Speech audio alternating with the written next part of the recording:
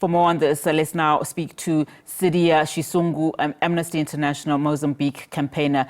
Thank you so much for your time this afternoon. As Amnesty International, I mean, we are seeing these violent scenes emanating from Mozambique. Just your reaction in terms of what we are seeing now and, of course, calls for calm following the elections. Thank you. So basically Maputo today, not only Maputo actually, we have also seen protests happening in Cabo Delgado province and also in Inhambane have been very, very tense. In Maputo specifically, we have seen, as you mentioned, police using tear gas as if it was an unlimited stock. There are people reporting that police are throwing tear gas inside their houses. Police is using rubber bullets, but also live bullets, and there are cases of people already that have been shot, for example, in Pulana Caniço, where police just decided to get into the streets and start shooting, as we saw, for example, last week. And we have analyzed at least for the first hours of the day, now it's 3 p.m.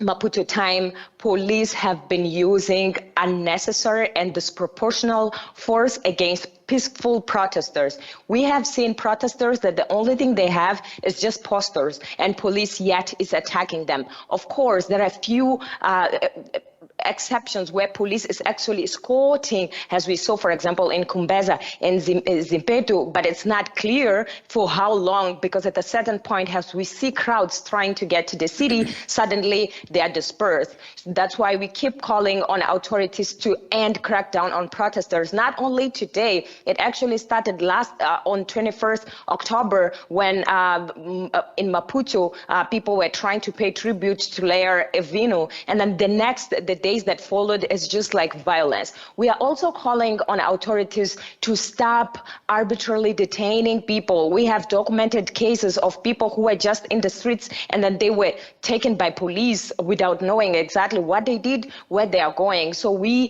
call on authorities to release all people that have been arbitrarily detained. Differently from other days, today the internet is on, but the internet has been on and off for almost 13 days since the 25th of October. And we do think that internet is very important for people to have access to information.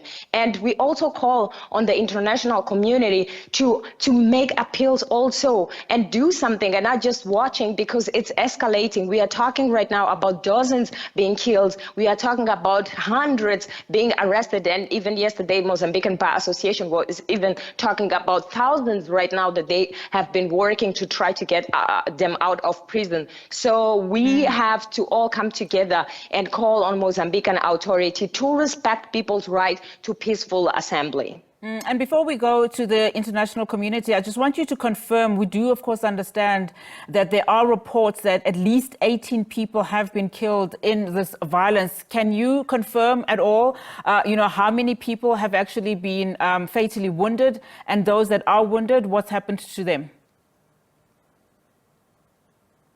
Thank you. So basically, the numbers is more than 20, because right now we have the Medical Association a few days ago, even before this third wave of protests, did a conference, and they were talking about 73 people that were admitted to the hospital with gunshot wounds. And from this number, at that time, they were only talking about 10 and 11.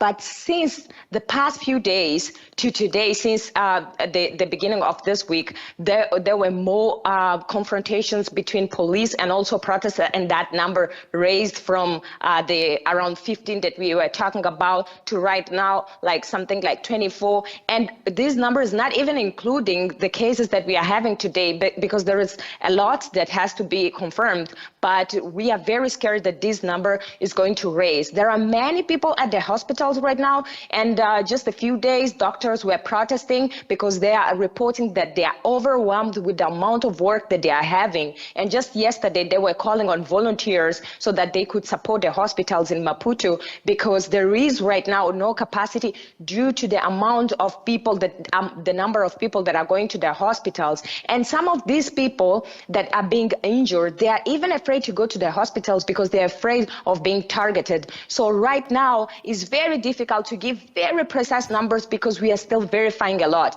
There are cases that we receive of people that were injured and then suddenly, because they did not get access to medical support at time, then they ended up losing their lives. So it's still a lot going on, and we will only able to have the exact numbers once we are able to really verify all the incidents. And there is a massive work happening in Mozambique from civil society of this time documenting all the atrocities. So we do expect that for the first time we will have, coming from civil society organizations, a clear evidence on how police is being used just to silence people and try to make sure that they will not go to the streets to protest and demand that their voices are heard, specifically related to this electoral process, but also the levels of violence that we have seen since 21st of October.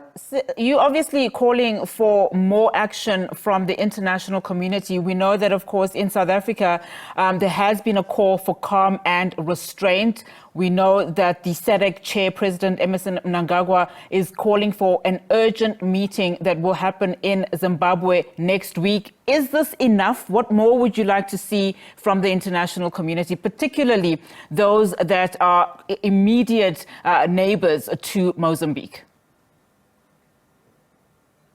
Yes, we hope that this appeals for the authorities in Mozambique to respect people's rights keep coming, because it's very important right now that many voices join and call for the end of crackdown on protesters, because Mozambicans have the right to protest to begin with. Not only Mozambicans, it's a human right. So if there is anything that Mozambicans are demanding, authorities should listen and not shoot on people. And also the pressure has to keep for the internet to keep on, and also to all these protesters to be released.